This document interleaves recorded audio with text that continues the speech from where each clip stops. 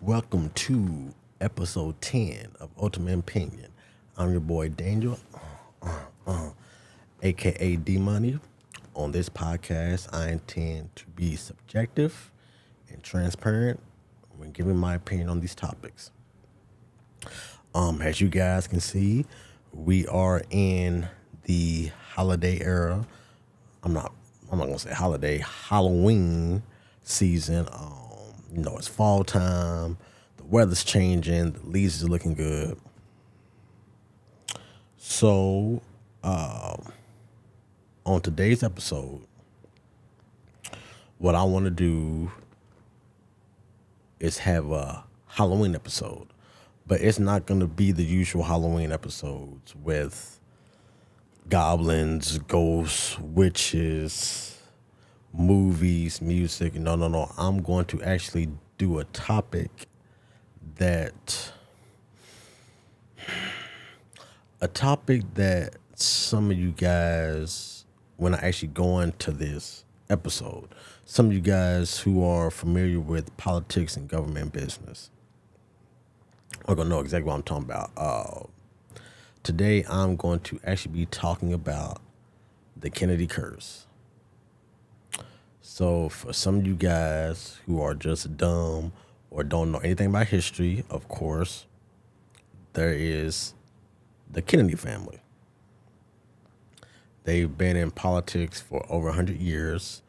Of course, John F. Kennedy was our president. He had a bunch of siblings who was either in political office or who did social causes. They are probably our closest family to royalty. Because like I said, their career spans over 100 years. Like I said, they've did social work, public office, businesses. Of course, some them been in Hollywood, actors and actresses. And there's this thing that actually back in 1969, and I'm gonna actually cover that. Ted Kennedy actually brought that to the light, was just like, well, could my family be cursed? And when I break down, I'm not gonna say each case, but each event in chronological order, I want you guys to be the judge. Be like, okay, is this family really cursed, or is it just coincidence? Most of the time when you tend to have a big family like the Kennedys are, things are gonna happen. Because some things you can't control. But when I did my research, and of course, many people that know me, I'm a Kennedy whiz anyway. So like most of this stuff I already knew growing up.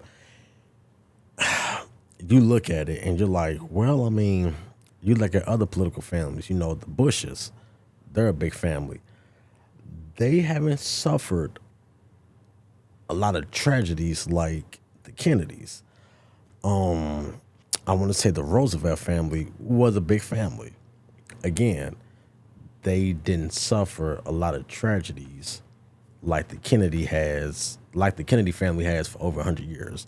And that's why for Halloween, I wanted to actually highlight some of their tragedies. And like I said, by the end of this episode, I want you guys to be the judge. I want you guys to be like, well, maybe it's just a coincidence. Like I said, with them being a big family, things happen. Or I want you guys to think, well, maybe there could be something to that. Maybe this family could be cursed. We don't know. This is supposed to light up, by the way. There we go. See, Halloween season, baby. We ready. So what I'm going to start off with is giving the Kennedy family background. Then I'm going to highlight Joseph P. Kennedy Sr., which is John F. Kennedy's dad, the businessman he is.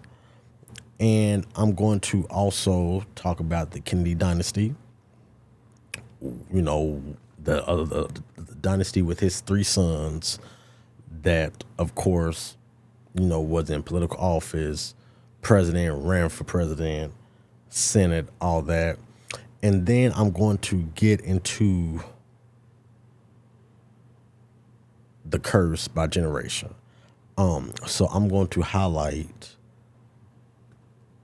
Joseph P. Kennedy and Rose Kennedy's kids, which is considered the second generation. I'm going to talk about the tragedies and the curse that could be something. And then I'm going to highlight the kids of JFK, Robert F. Kennedy, Ted Kennedy. I'm going to do the third generation. And then I also got a book for you guys that I would recommend if you are a Kennedy person or you just love politics, true crime stories. I'm not going to say this is really true crime stories, but if you get into like curses and actually just want to know more about this family, I'm going to highlight a book that I recommend you guys to actually read. If this thing don't stop, there we go. My thing is nice. This curse. Well, let's go ahead and dive into today's episode.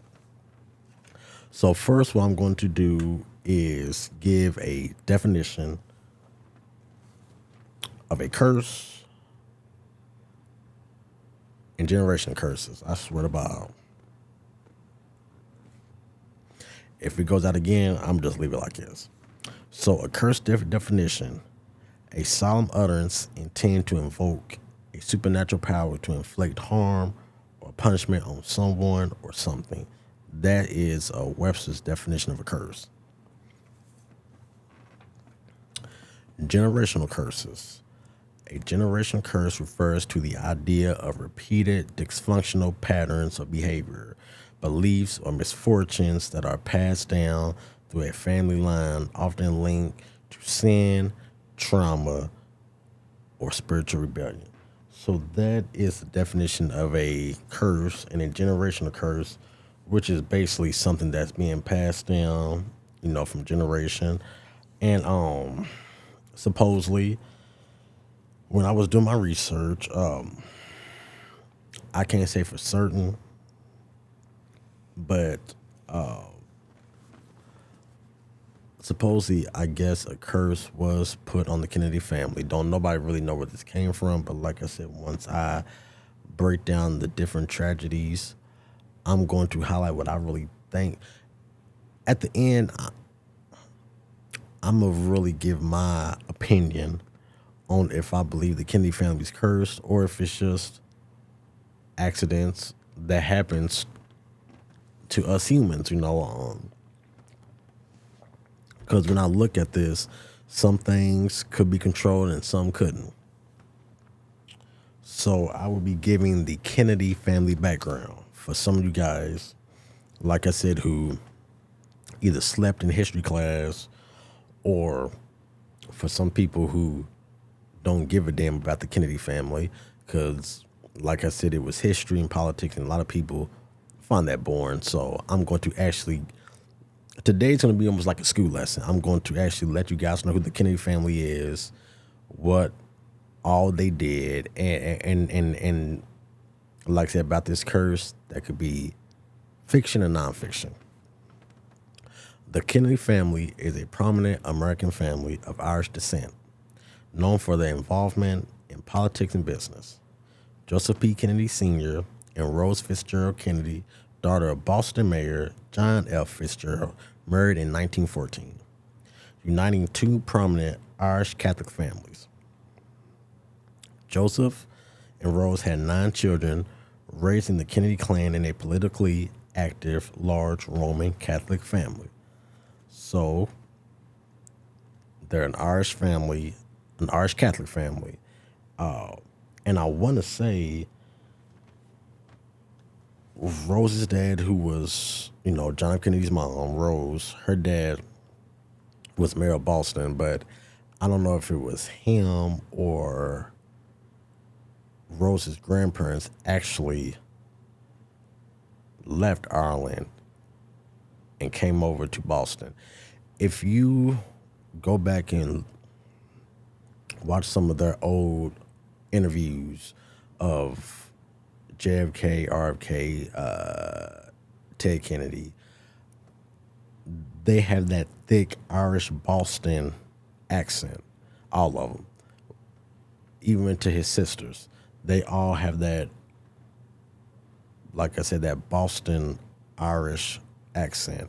So like the line is really like it's not like their generations from Ireland. Like I want to say that JFK's mom Rose, if it wasn't her parents, definitely her grandparents, actually came from Ireland. So that line is really close to them. Being that's one thing. They didn't deny their Irish background. They really dealt with it. I'm not gonna say they dealt with it, but they didn't hide it. It's not like they came over to America like how some immigrants do, and they try to hide their cultural background. They were real prominent when it came to being Irish Catholic. So Joseph P. Kennedy Sr. had power and influence. Joseph Sr. was a shrewd businessman who gained a large fortune in banking, shipbuilding, and film production before a U.S. ambassador to the United Kingdom. His career ended in 1940 after his views and statements about Britain's chances in World War II drew controversy and alienated him from President Roosevelt. So, and I've actually read this, like, Joseph P. Sr. believed that Britain didn't have a chance against Hitler. Basically, that's what he was basically saying. And I never understood what made him think that. I guess him being ambassador over there in the UK, I don't know if he was looking at the military or if he really didn't see Winston Churchill as a good leader, but he never really said why he thought that Britain didn't have a chance against Hitler. Granted, of course, America didn't get into World War II until after Pearl Harbor, but if you watch some of these World War II movies, like it's not like they fell down and let Germany and the Axis powers take control. Like Britain, they were fighting. They was doing that before even Pearl Harbor happened. So I don't know what Joseph P.'s point was for saying that, but of course, President Roosevelt, he did not like that he publicly said that. Now it probably would have been different if he would have kept it to himself.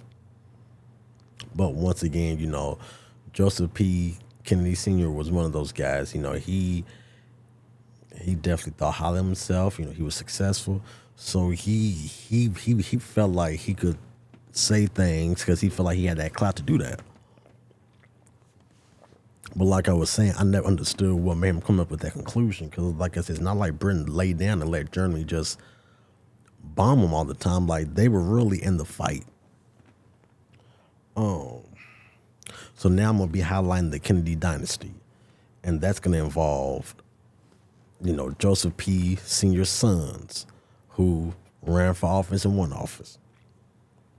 So after Joe Sr.'s public political career ended, Kennedy shifted his focus to securing his family's legacy through his sons. He built the Kennedy brand and instilled in his children the idea that public service was their duty as privileged citizens. This cultivated a powerful family image that dominated American politics for decades. His wealth allowed him to heavily finance his son's political campaigns, of course. So after President Roosevelt relieved Joseph P. of his duties as American ambassador, ambassador to the United Kingdom, Joseph P. Me personally, I don't think he had he had I don't think he wanted to run for office like president or nothing like that. Of course, like I said, he wanted his sons to do that, but say if he did want to be like a governor or U.S. Senate, he believed after his stance and what his controversial comments about Britain's chances in World War II, he knew that okay, my political career has stalled. Like ambassadorship, that's it for me. So he, again, like most parents do, he wanted his sons to take that mantle and to be successful in public service and politics. And the first son that actually defined the Kennedy dynasty is, of course, President John Fitzgerald Kennedy. In 1946, Kennedy took his first steps into politics by winning a seat in the U.S. House of Representatives, the 11th District of Massachusetts. After 6 years of service in the U.S. House, Kennedy ran for the U.S. Senate in 1952 and won the seat. In 1960, Kennedy made his own bid for the presidency, became the front runner, and defeated the Republican Party candidate, Richard M. Nixon. At age 43, Kennedy became the youngest elected American president and the first Catholic. The second brother, actually the third brother, Robert Francis Bobby, as affectionately known, Kennedy, in 1960, after he managed his brother John's successful presidential campaign, President Kennedy appointed Bobby U.S. Attorney General. In 1964, Bobby resigned as U.S. Attorney General under President Lyndon Johnson and ran for his seat in the U.S. Senate representing the state of New York. This was his first time running for public office. In 1968, Senator Kennedy announced his candidacy for president.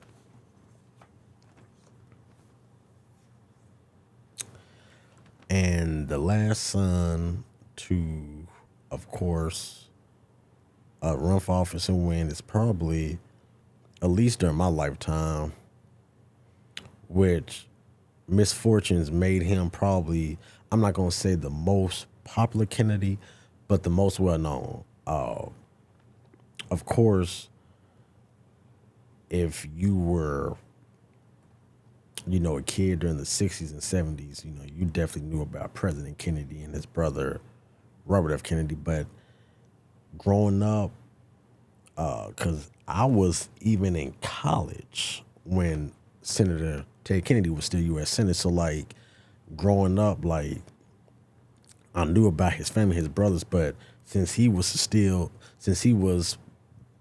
basically the patriarch of the family, not by choice, and the one that stayed in office longer, to me, and you can agree to disagree, but I'm gonna say, of course, my generation, maybe the generation before, felt like that Ted Kennedy, Edward, Edward is his name, but they call him Teddy Kennedy, was probably the most well-known Kennedys that whenever you turn on C-SPAN or whatever, or CNN or Fox, you would see him pushing for this bill or on the floor, arguing this, because like I say, he's the Kennedy that we've seen for close to 20, 30 years.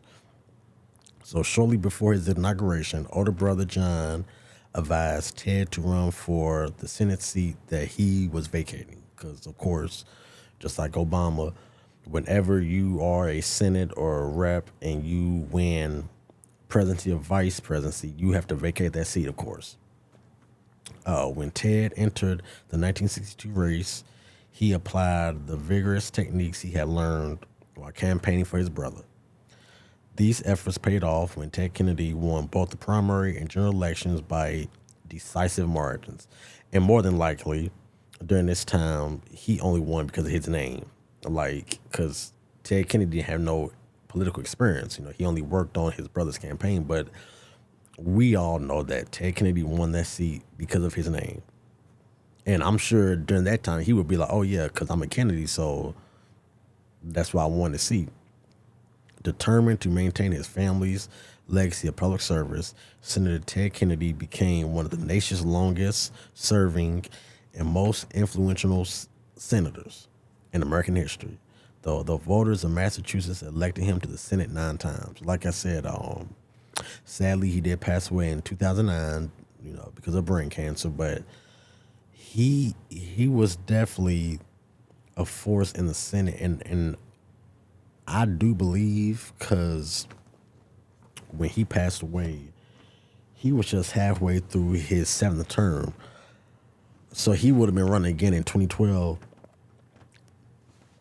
Which I don't know if he would have actually ran, because that would have put him at, I want to say, age 80.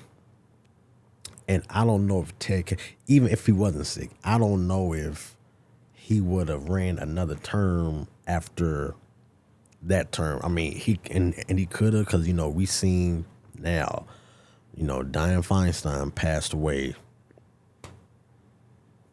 in the Senate. I don't know how well what her term was. Of course, like I said, we've got all these older senior citizens in the House and in the Senate. So would he have ran in for another?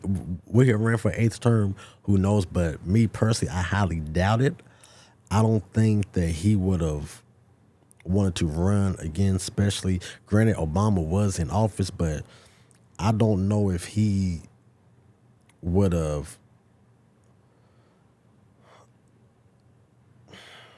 I just think the way the political climate was changing, I don't see him halfway through 8th term, and then with President Trump winning, I don't know if he would have wanted to, not know him, because he wouldn't have known in 2012 when he would have ran again, that Trump was going to run in a few years. But I really think that would have been his last term anyway. But like I said, unfortunately, he did pass away. And like I said, he served close to 50 years in the Senate. It was 47 years that he served in the Senate. So now I'm about to highlight, what today's topic is really about. I just want to give a background of who the Kennedys were, who their dad was, and the power and the influence that they had started to build, throughout the 20th century. So, here we go with the Kennedy curse. From plane crashes to assassinations, overdoses, and terrible illness, the Kennedy family, America's most famous political dynasty, has been struck by a whole host of tragedies over the years. The sheer number of tragedy, illness, and deaths involving the family has led many to deem the Kennedy family as cursed. And like I said, I just found this out, like I said, a few weeks ago when I was doing my research, that it was actually Ted Kennedy that, asked that question. Well, my family could be cursed, looking at, the tragedies that have happened throughout the years. But once again, when I highlight some of these tragedies, it's going to be some that could have been prevented and some that was out of their control. These tragedies suffered by the Kennedys' combination with glamour, ambition, and power has captured the imagination of people across the world for well over half a century. Right now, I will be giving notable examples of the so-called Kennedy curse, starting with the second generation. So the second generation of Kennedys. The second generation of the Kennedy family consisted of the nine children of Joseph P. Kennedy Sr. and Rose Fitzgerald Kennedy. They are Joseph Jr., John F., Rosemary, Kathleen, Eunice, Patricia, Robert F., Jean, and Edward Ted Kennedy.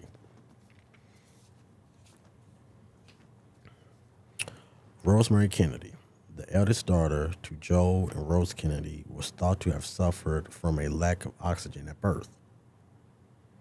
As she grew up, she failed to hit the same milestones as the other kids her age. Her family sent her to schools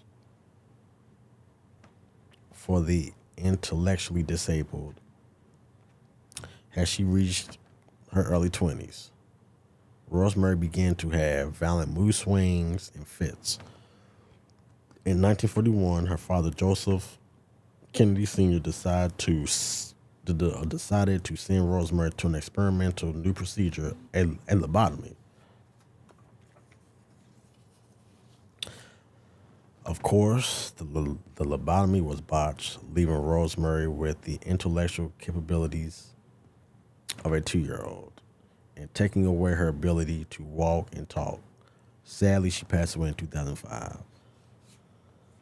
So, me personally, I believe this was a tragedy that could have been prevented.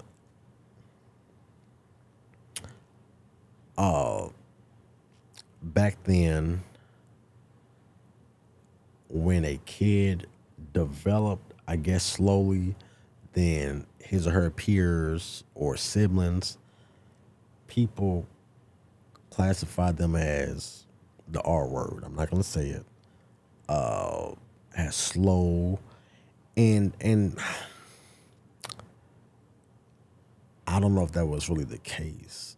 And I believe that Joseph P., him being a father, like the fact that a lobotomy, I don't get what that would have done. Like, you are messing with your daughter's brain, and like back then, because it was an experiment, which means that she was probably one of the first ones to go through that, and that was in the 1940s. So like, technology wasn't even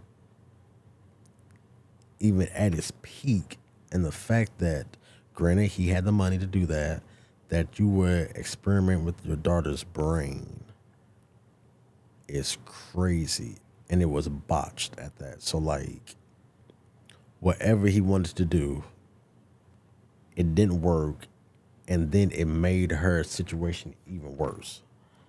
And I believe, like I said, you could classify that as a curse, but once again, that could have been prevented. Because yeah, she might have been a little bit slower, but with the money he had, I believe with the proper nurses, tutors, like, she would have overcame that. Because if you go back and look at her, some of her pictures, like, she was a very attractive young woman. Granted, a lot of the Kennedy women really didn't do a whole lot of interviews, but she didn't look like she had a she didn't have a disability. But Joseph P. Sr. was just, I don't know what his issue was. Like, I guess he wanted all his kids to be smart and perfect, and sometimes that's not the case. And then you gotta look at, she was born in 1918. What went down in 1918? The Spanish flu. That could have something to do with it. Like, you have to look at the time she was born. Like,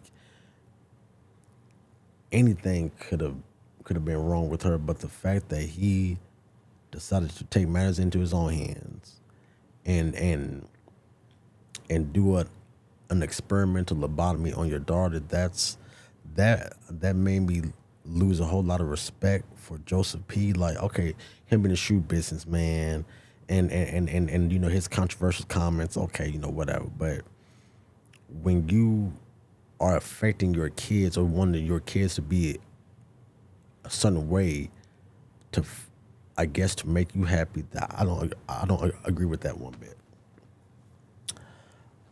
Joe Kennedy Jr., the eldest Kennedy son. Joe Jr. was a high achiever. His father had aspirations for Joe Jr. to be the one to run for president one day. He enlisted in the U.S. Naval Reserve in June 1941 and trained to be a naval aviator before being dispatched to Britain. In 1944, one of these missions, an explosive carried in his plane went off early, destroying Kennedy's plane and killing him and his co-pilot instantly. Joe Jr. was just 29 years old when he passed away. So Joe Jr. was the oldest Kennedy kid and the first son. And that was actually Joe Sr.'s plan for him to one day be president. Well, once he passed away, all of that pressure then went to the second son, of course, President John F. Kennedy, to now, okay, your older brother done passed away. Now it's your turn to be the high achiever and to, of course, run for president one day. Kathleen Kit Kennedy. Kathleen Kennedy, nicknamed Kit, was the fourth child born to Joe Sr. and Rose Kennedy. She was known for her spirited nature and had decided to visit her father in Paris to convince him of her new man, Lord Fitzwilliam. In 1948, setting off in a private plane from Paris towards the Riviera, they were caught in a storm, which subjected the plane to severe turbulence. Unfortunately, when they emerged from the clouds, the plane was in a deep dive, moments away from impact. All four on board were killed instantly. So you already have two Kennedy children within a matter of 7 years pass away in a plane crash. Coincidence? I don't know. Of course, a plane crash is a thing that you can't control. Like a car accident, it's just one of those accidents that just happen. But it does seem kind of ironic, like I said, that two of his kids will actually pass away in plane crashes from that generation. Then, of course, we have John F. Kennedy. And one of the most famous presidential assassinations in history, on November 22nd, 1963, President Kennedy was shot dead in Dallas. He was 46 years old and had been in office for 1,036 days, just under 3 years. John F. Kennedy was the second son of Joe Sr. and Rose Kennedy.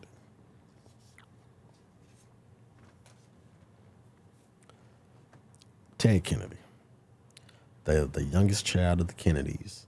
In 1964, Ted survived a plane crash that killed two people.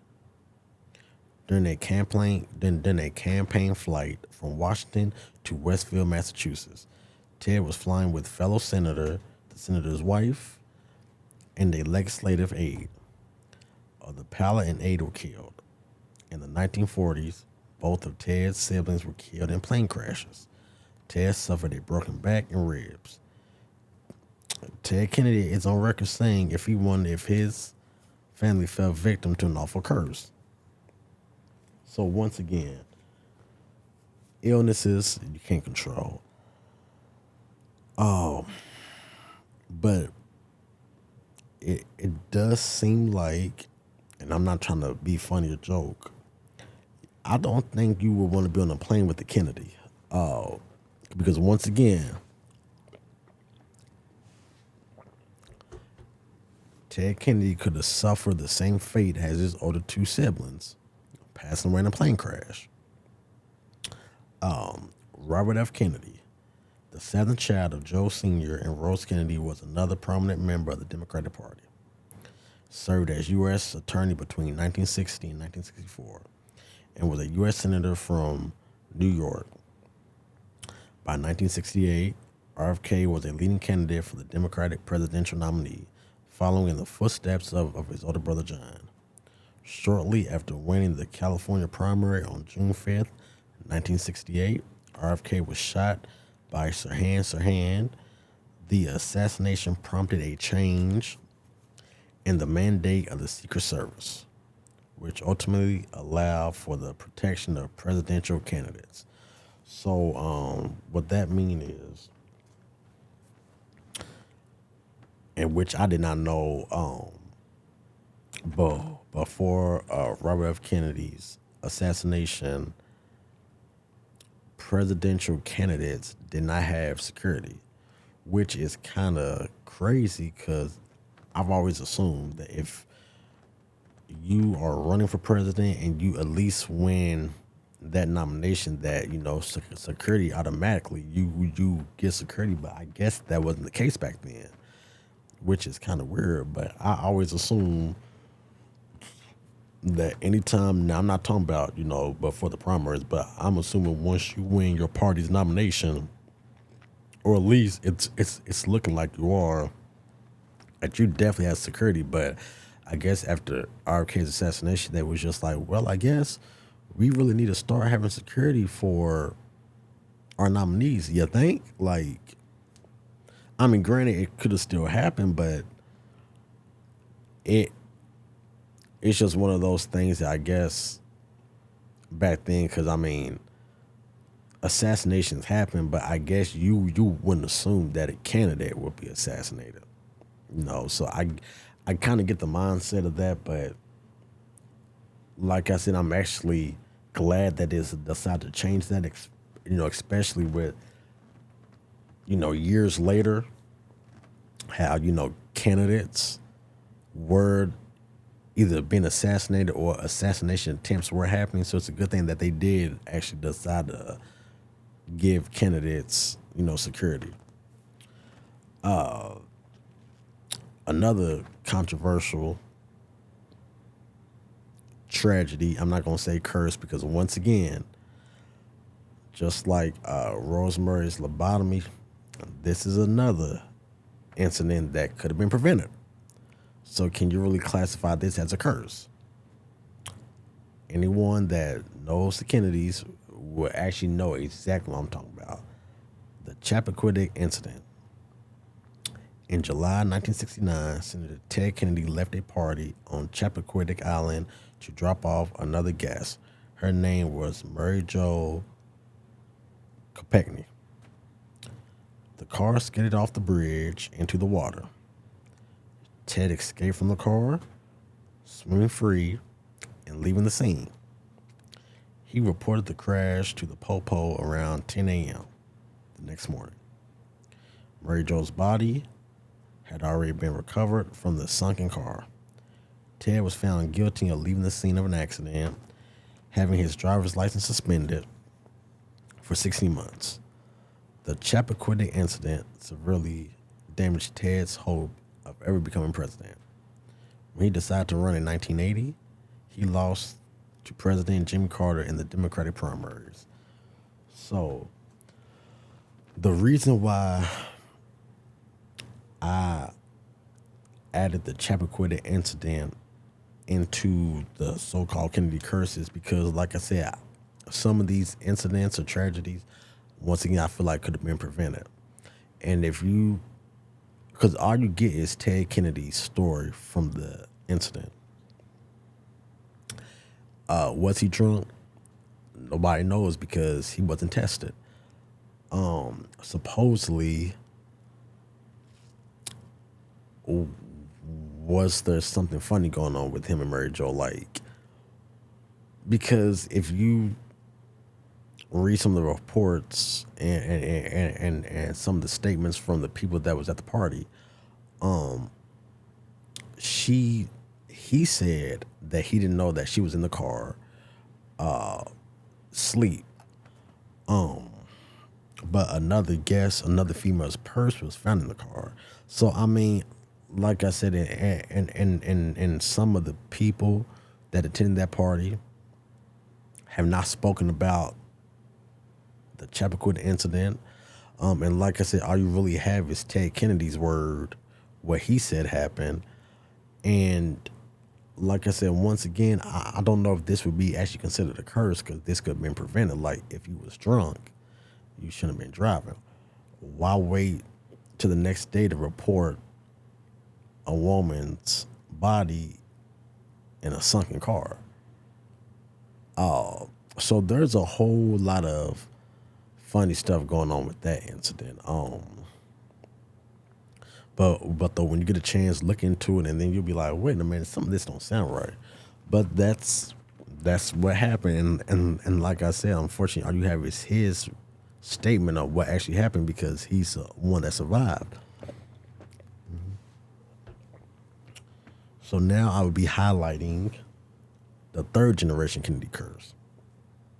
This includes the grandchildren of Joe Sr. and Rose Kennedy. These also include the children of President John F. Kennedy, Attorney General Robert F. Kennedy, and their seven siblings.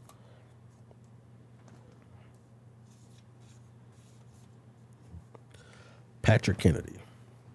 On August 7th, 1963, First Lady Jacqueline Kennedy gave birth to a premature baby boy who was baptized and named Patrick.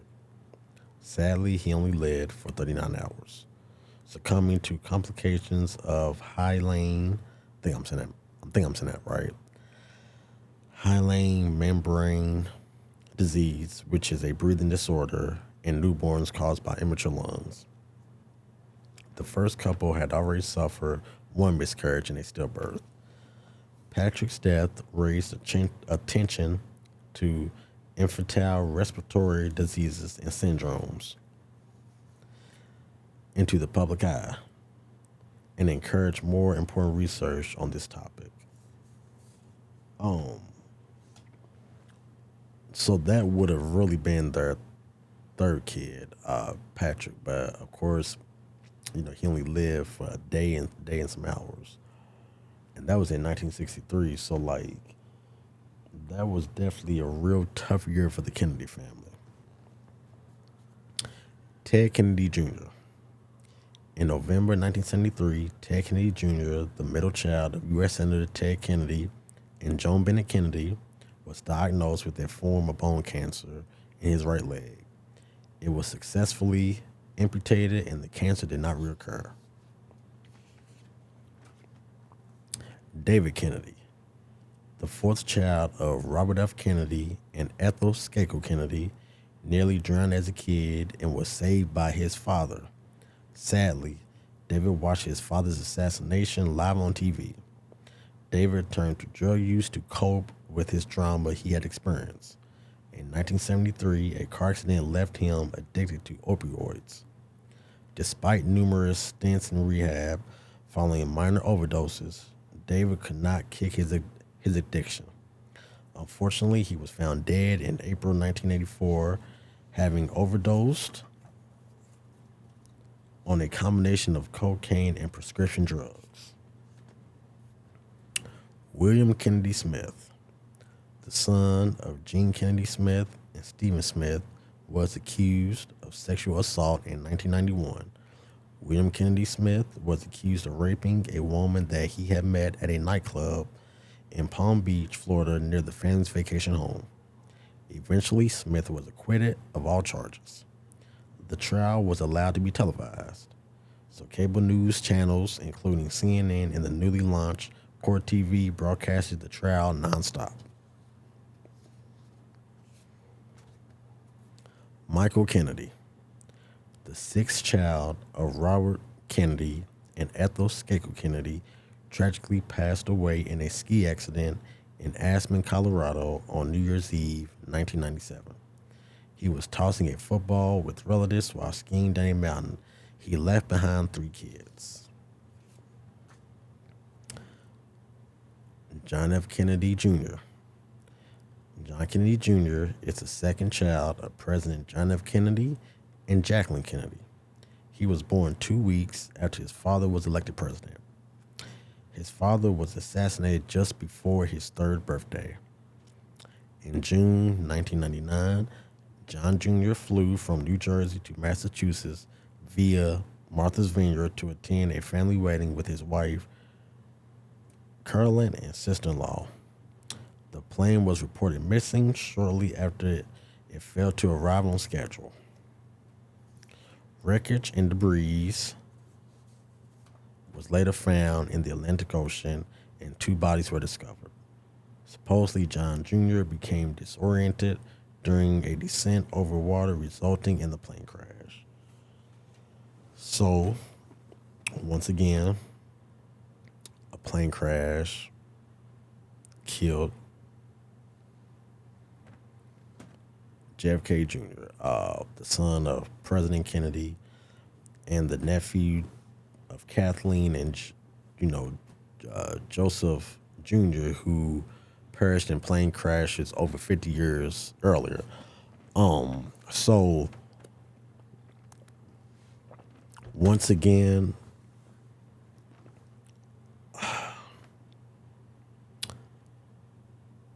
those the I Ted Kennedy's the only one so far on record claiming that the family could be cursed, but especially when it came to the third generation, you had David Kennedy, the son of Robert F. Kennedy and Ethel Skakel Kennedy, who overdosed on drugs. Now, there is really no way to cope with seeing a parent being assassinated and killed on TV. So I do understand that. But once again, could that have been prevented? In and out of rehab, which it was probably paying thousands of dollars. So something could have, I don't know what could have happened, but David was crying out for help, and it seems like nobody really, I'm not going to say they didn't care, but in and out of rehab, like, that's a problem. And it's sad, but could that really be a curse though? Like, because like I was saying, that could have been prevented. Like, I'm sure I'm not gonna say other kids done witness parents being killed, which could be true, but you have to overcome that. Like, yes, it was trauma, especially at a young age, but at the end of the day, like, what is the drugs doing? Because I always say, for a split second, if you drunk or high, that's only temporary. Eventually, you're gonna come out of that high, and the pain's gonna still be there. So then, what do you do? So do you stay drunk and high all day? Like, so I believe if he would have just talked it out, maybe got some help, some therapy, and rehab, he could have overcame that. And then I look at, William Kennedy Smith, like, sexual assault is a serious charge. That is definitely something that could be prevented. Like, you got a choice. And supposedly he done said that it was consensual, which most men do tend to say that. I didn't want to give the woman's name, but you can actually look it up. I don't know. I've looked into the case. Could it have been consensual? I don't know. I mean, he was a Kennedy. Maybe she was infatuated by that. Maybe I'm not trying to make no excuse, but maybe they did make out a little bit, and he was ready to go all the way, and maybe she wasn't. So I don't know, but once again, that could have been prevented. A ski accident and an airplane crash, and you can't really. I mean, that's just the ski accident is definitely really a freak accident, because I mean, you don't expect to put on some skis and then pass away. You don't expect to do that. I mean, so that's probably definitely a freak accident. And of course, with the history when it comes to the Kennedys and planes. So I mean, that generation, I feel like some of the things some of them members was doing could have been prevented. It could have been hard to overcome, like, drug addiction, all that, but it could have been prevented. And now I'm about to highlight some of the relatives, not blood Kennedys, but they're kind of like in-laws. A family member married into that family, so they happen to be relatives of the other Kennedy curse, supposedly. And I'm going to give two examples of, once again, One that may be fiction, one that may be nonfiction, but like I said, I'm gonna let you guys be the judge of that. So this is what I title it: the in-law Kennedy curse. The alleged curse has primarily struck the descendants of businessman Joseph B. Kennedy Sr., but it also affected family members, friends, associates, and other relatives. And I have two examples of relatives related to the Kennedys that the curse could potentially have struck. I'm going to start with Carol Roswell. In 1994, she married Anthony Roswell, the son of American socialite Lee Roswell, the youngest sister of former First Lady Jacqueline Kennedy. Supposedly, after Jackie Kennedy passed away, a Cartier watch was handed down to her nephew Anthony. The same watch Jackie had when she became a widow at age 33. Fast forward 3 decades later, Carol herself became a widow at age 34 when her husband Anthony passed away with cancer. Carol, years later, mailed the Cartier watch to a girlfriend living in New York. And strangely, her friend's fiance, who never smoked, was diagnosed with lung cancer. So after a few sales and auctions, the cursed Cartier watch is now in the vault.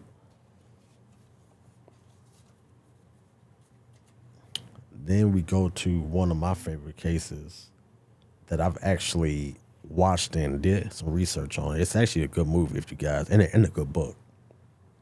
Michael Skakel, the nephew of Robert F. Kennedy's widow, Ethel Skakel Kennedy, was convicted in 2002 of the killing of his neighbor Martha Moxley in 1975. Both were 15 at the time of the murder and lived close to each other in Greenwich, Connecticut. In 2013, he was granted a new trial and freed on bail. Prosecutors appealed to the decision, and the state Supreme Court reinstated Skakel's conviction. He asked the court to reconsider and remains free on bail. So once again, those two cases, the whole Cartier watch thing, I mean, that could mean something, but I don't know. I don't know if specific clothes or jewelry defines a person's who lives or dies. You know, I can't really speak for that. But of course, with the whole Martha Moxley case, it's actually a book that was written by former LAPD detective Mark Furman, Merlin Greenwich, and it's actually a good movie. Starring, I want to say, Chris Pelloni. I think he stars as Mark Furman, and it's called Merlin Greenwich. But you know, of course, it's just rich kids being mischievous, and then supposedly one of the Skakel boys, I guess, I don't know if they both liked her or one liked Martha. And then, you know, Michael was convicted, but of course, years later, he's out on bail now. And I don't know if her mom is still alive, but the case was covered on, of course, Court TV, Unsolved Mysteries. So it's definitely, you know, a case. They are related to the Kennedys because that's Ethel Skakel Kennedy's nephew, who, of course, you know, was a widow of Robert F. Kennedy. But I mean, the Skakels already have money. But just the fact that they were related to the Kennedys probably had a whole lot to do with that also. And yeah, so that, I don't know how that's gonna play out because, like I said, you know, that happened almost 50 years ago. I'm sure it's not gonna be nothing of it, which is sad because I'm sure her family do eventually want justice. But like I said, we really don't know what's gonna become of that. But yes, that was my Halloween episode, and this stupid thing still, I think it's his curse. Stupid pumpkin necklace. But yeah, this was my Halloween episode. Like I said, the Kennedy curse. I didn't want to do the usual, you know, do goblins. Like I said, ghost movies. No, I wanted to do something that I want you guys to think about. Is family curse? Is this just a coincidence? Or, you know, just something to think about? And actually, before I go today, If you guys are a Kennedy fanatic, this is the perfect book to read. The House of Kennedy by James Patterson. You can get this on Amazon for like under $20. This gives a detail of all of the Kennedy's generation, them coming from Ireland, the different political offices they held, every generation, even to I want to say the fifth generation. It details all of that. If you guys want to learn more about the Kennedys, this is where most of my research came from. But like I said, most of this stuff I already knew. But if you guys want a good book to read and want to know more about the Kennedys, definitely check out this James Patterson, The House of Kennedy. And it's also a podcast out of the United States of Kennedy on the iHeart podcast, where it gives different each week. They highlight either a Kennedy family member, movies, or event dealing with the Kennedys. So there's so much information about the Kennedys that it won't overwhelm you or anything like that. But, you know, they are, like I said, they are probably the closest thing to American royalty that we have. When I was doing my research, as of right now, we don't have any Kennedys in public office. But of course, that could all change. That's a lot of them now. The young generations, you know, I must probably say, you know, more like the millennials and the Gen Zers. You know, they try to, they do things, but it's really not. I don't know if public service is really a passion for the young Kennedys, even though JFK's grandson, Jack, I want to say Scholesberg. I don't know, mess up his name. Sorry, Jack. He actually got a podcast himself, and he's actually, you know, been flirting with the idea of running for office one day. So you know, and then you done had Caroline Kennedy, you know, the daughter of the daughter of President Kennedy. She's been like ambassador to like Japan, and so like, and then as of right now, you got Robert F. Kennedy's son, you know, Robert F. Kennedy Jr., who is in the Trump's administration, you know, over the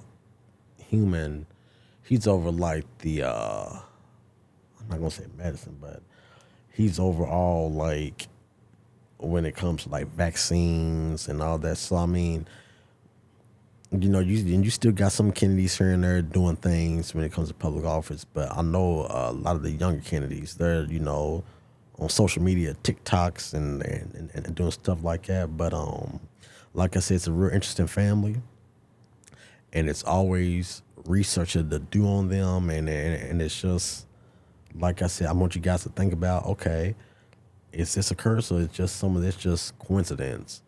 And like I said, I'll let you guys be the judge of that. But like I said, we are in the Halloween season, and I hope you guys enjoyed today's episode. Like I said, go back, because I try to, like I said, with the Kennedy being such a big family, that's why I broke it off in generations. So, you know, so you guys wouldn't get lost. And like I said, go back and, like I said, look at each generation, and then, like I said, see the curse for yourself, or like I said, could some of this have been prevented, which I do think that some of these tragedies was not curses. They could have been prevented, and they was by their own doing. But I really hope you guys enjoyed today's episode. Be safe this Halloween. Make sure, if you got little kids, make sure to check all the candy. Don't just let them trick or treat and go and no. Go through that. Make sure everything's safe. And of course, when giving these opinions on these episodes, that my opinions alone. Of course, I would love to hear from you guys. You know, continue to like, comment, subscribe. Once again, my name is Daniel, aka D Money. Until next time, be blessed. I'm out.